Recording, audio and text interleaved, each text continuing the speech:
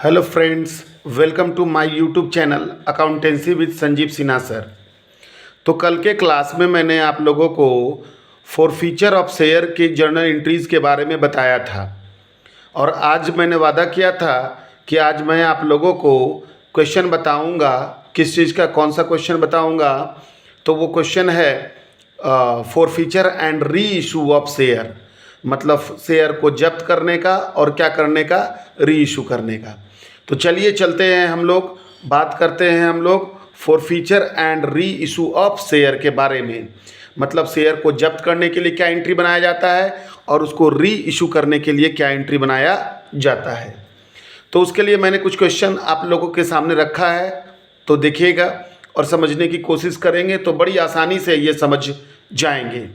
देखिए क्वेश्चन क्या है कि Bharat limited forfeited 200 share of ₹10 each. मतलब भारत लिमिटेड ने जब्त किया 200 शेयर, प्रत्येक का कीमत कितना रुपया था? तो 10 रुपया था। फुल्ली कॉल्ड अप मतलब पूरा पूरी मांगा गया था। हेल्ड बाय नवीन, जो कि किसके पास था? नवीन के पास था। For non payment of allotment money of ₹3 per share and first call money of ₹4 per share. मतलब अलॉटमेंट का 4 रुपया और अलॉटमेंट का 3 रुपया और फर्स्ट कॉल का 4 रुपया न मिलने के कारण इसको क्या कर लिया गया? जब्त कर लिया गया। ही पेड द एप्लीकेशन मनी, उसने केवल कौन सा पैसा दिया था? एप्लीकेशन का, ₹3 पर शेयर उसने दिया था। दिस शेयर्स वर री इशू टू अमित, ये शेयर री इशू कर दिया गया। किसको री इशू कर दिया गया? अमित को, ₹8 पर शेयर। कितना रुपया पर शेयर के हिसाब से? 8 रुपया पर शेयर के हिसाब से। Give journal entry for the forfeiture and re issue of share, मतलब शेयर को जब्त करने के लिए और री इशू करने के लिए एंट्री बनाना है। तो केवल जब्त और री इशू का बनाना है। तो फिर से मैं एक बार आप लोगों को बता दूं कि भैया 200 शेयर था, प्रत्येक का कीमत 10 रुपया था, जिस पर कि अलॉटमेंट का 3 रुपया और फर्स्ट कॉल का 4 रुपया न मिलने के कारण इसको हमको फोरफीच करना है। केवल क्या मिला था? तो एप्लीकेशन का 3 रुपया मिल गया था। फिर वापस इन शेयरों को हम लोग क्या कर देंगे? रख के क्या करना है? री इशू कर दे रहे हैं। कितना रुपया में? 8 रुपया पर शेयर में। Give journal entry. तो सबसे पहले तो मैं बता दूं कि ये क्वेश्चन है forfeiture of share issued at par का, मतलब कि वैसे शेयर को जब्त कर रहे हैं जो कि पार पर जारी हुआ था, सम मूल्य पर जारी हुआ था। तो चलिए एंट्री बना के हम आप लोगों को दिखलाते हैं। तो सबसे पहला एंट्री जब्त करने का, तो जब्त करने का क्या एंट्री बनेगा? तो share capital account debit, share capital account debit मैंने बताया था। टू, जिस पर पैसा नहीं मिला है, तो to share allotment account, to share first and final call account और टू शेयर फॉरफीचर अकाउंट। ठीक है, क्या बनाया मैंने entry? Share capital account debit, to share allotment account, to share first and final call और टू शेयर फॉरफीचर, है ना। तो सबसे पहला अमाउंट बिठाते हैं। तो देखो हम कितना शेयर जब्त कर रहे थे? 200, और एक शेयर का दाम था 10 रुपया। तो 200 गुने 10 मतलब 2000 रुपया का शेयर हम जब्त कर रहे थे, जिसमें अलॉटमेंट का कितना नहीं मिला? 3 रुपया नहीं मिला। तो 2 तिया 600। फर्स्ट कॉल का कितना रुपया नहीं मिला? 400। तो 2 चौके 800 रुपया नहीं मिला, है ना। तो मिल कितना गया था? तो मिला था ऐसे भी हम लोग 3 रुपया मिला था, यानी कि 2 तिया 600 रुपये मिल गया था। और वैसे नहीं तो सीधा सीधी ऐसे हमको देखना है कि भैया डेबिट में 2000, क्रेडिट में 8 और 6 1400, तो बच गया कितना? 600। वैसे मैं बता दूं आप लोगों को कि फॉरफीचर में वह अमाउंट जाता है जो कि कंपनी को प्राप्त हो चुका है ना। तो इसमें कंपनी को एप्लीकेशन का 3 रुपया प्राप्त हुआ था, है ना। अब आइए नरेशन क्या लिखेंगे कि being forfeiture of 200 shares at the rate of ₹10 each. समझ गए बात को? हम लोगों ने जब्त किया, कितना शेयर जब्त किया? तो 200 शेयर जब्त किया, प्रत्येक का कीमत कितना रुपया था? 10 रुपया। अब देखिए इन शेयरों को वापस हम री इशू कर रहे हैं। कितना रुपया में री इशू कर रहे हैं? 8 रुपया में। तो ये शेयर था कितना का? 10 का। री इशू कर रहे हैं वापस 8 में, मतलब 2 रुपये का नुकसान। यहाँ पर फायदा हुआ था हमको 3 रुपये का, 2 तिया 600, यहाँ पर नुकसान होगा री इशू करने में। तो यहाँ बनाते हैं दूसरा एंट्री री इशू करने का। तो री इशू करने का क्या एंट्री हो जाएगा? Bank account debit, share forfeiture account debit और टू शेयर कैपिटल अकाउंट, है ना। Bank account debit, share forfeiture account debit, to share capital account. तो भाई 200 शेयर पूरा री इशू कर रहे हैं तो 200 शेयर का यहाँ हो जाएगा कितना, 2000। हम बेच रहे हैं कितना में, तो 8 रुपया में बेच रहे हैं, तो 8 दूना 1600, और यहाँ हो गया कितना, 400। तो अब देखो यहाँ नरेशन में लिखता हूँ कि बीइंग री इशू ऑफ फॉरफिटेड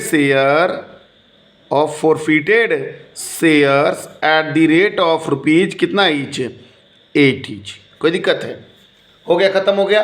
तो दूसरा एंट्री खत्म हो गया, इसको क्या करने का, री इशू करने का। तो आप लोगों ने क्या देखा, bank account debit, share forfeiture account debit, to share capital account. भाई शेयर था टोटल 200 शेयर हम जब्त कर रहे थे, जिसका प्राइस था 10 रुपया यानी 2000। हम उसको वापस कितना में री इशू किए, कितना में री इशू किए, तो 8 रुपया में, तो 200 का हो गया 1600। और यहाँ पर बच कितना गया, तो भैया ऊपर में 2000, यहाँ 200 डेबिट में 1600, नीचे में क्रेडिट में 2000, तो बच गया कितना, 400। वैसे भी ये नुकसान वाला जाता है, नुकसान कितना हुआ, तो भैया 10 रुपये का शेयर हम 8 रुपया में रीइशू कर रहे थे, तो नुकसान 2 रुपये का हो रहा था, तो 2 दूना 400 रुपया। अब देखिए ये फॉर फीचर प्रॉफिट है 600 का कंपनी के लिए, और ये फॉर फीचर क्या है, लॉस है। तो इस प्रॉफिट में से लॉस को हम लोग क्या कर देंगे, माइनस कर देंगे, और जो बचेगा उस अमाउंट को कैपिटल रिजर्व में क्या कर देंगे, ट्रांसफ़र कर देंगे। जिसके लिए हम लोग तीसरा एंट्री हम लोग बनाएंगे, क्या एंट्री बनाएंगे, share forfeiture account debit, share forfeiture account क्या, debit, to capital reserve account, to capital reserve account. क्या बनाएंगे entry, share forfeiture account debit to capital reserve account. Amount कितना, तो ये 600 में से चला गया 400, बचा कितना 200, 200। नरेशन हो जाएगा being balance of share forfeiture transfer to capital कौन account, reserve account.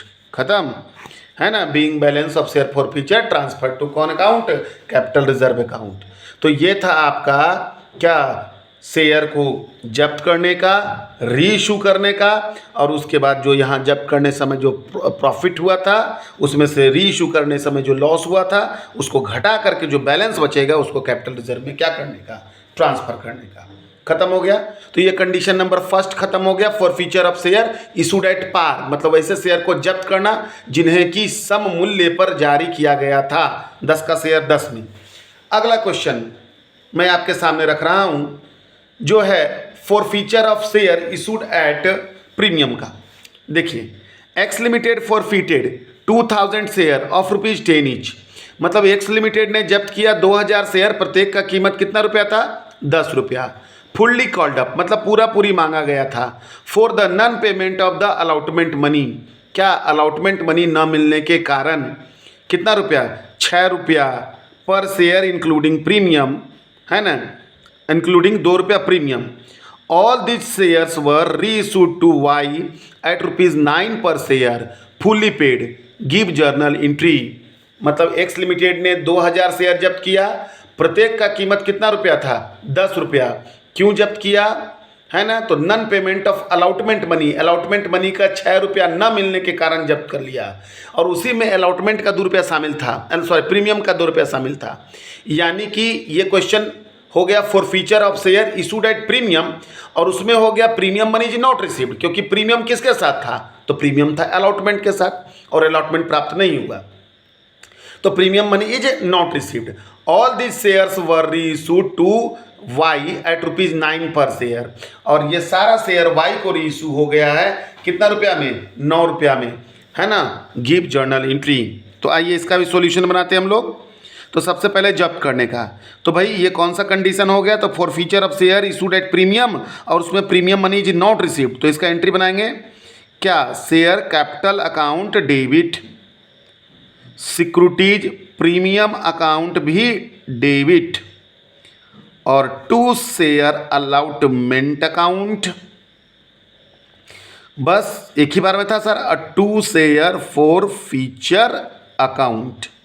Narration being forfeiture of कितना share, 2000 shares at the rate of ₹10 each, है ना, issued at a premium of issued at a premium of ₹2।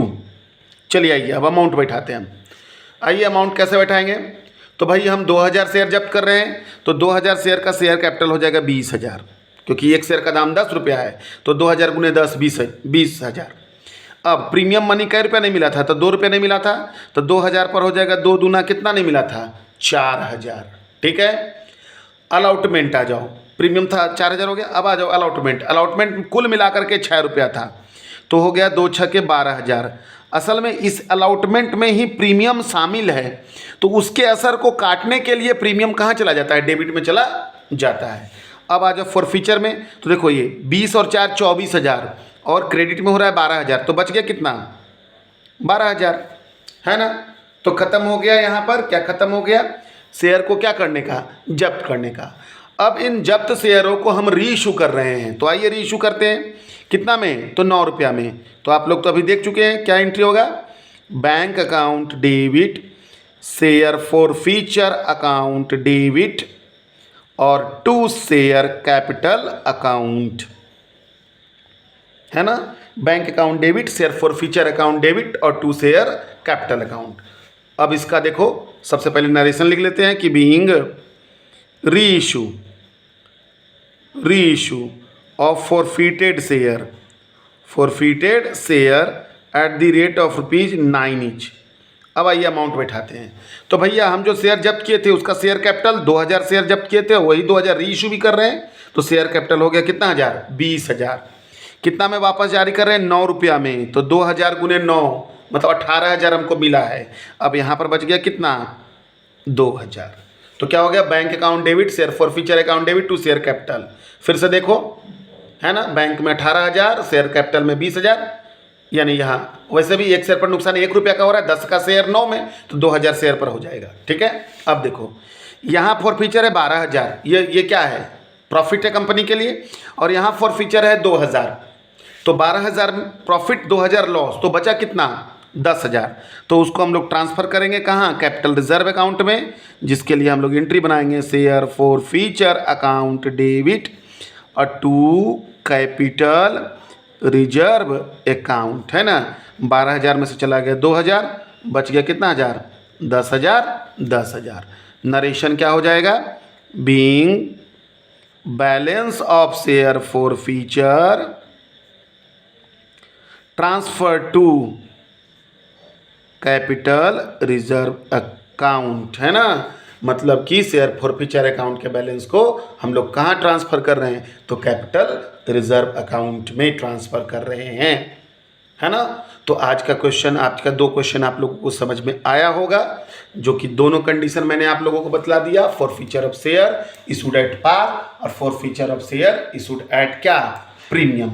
ये 3 number में आपके exam में आएगा, आ सकता है, और इसको लॉन्ग क्वेश्चन में भी ऐड करके दिया जा सकता है, जिसके बारे में अगले क्लासेस में हम आप लोगों को बताते रहेंगे। तो आगे के क्वेश्चन को समझने के लिए, देखने के लिए मेरे चैनल के साथ जुड़े रहिए, सब्सक्राइब करें, कमेंट करें, लाइक करें और अपने दोस्तों में शेयर भी करें। Thank you.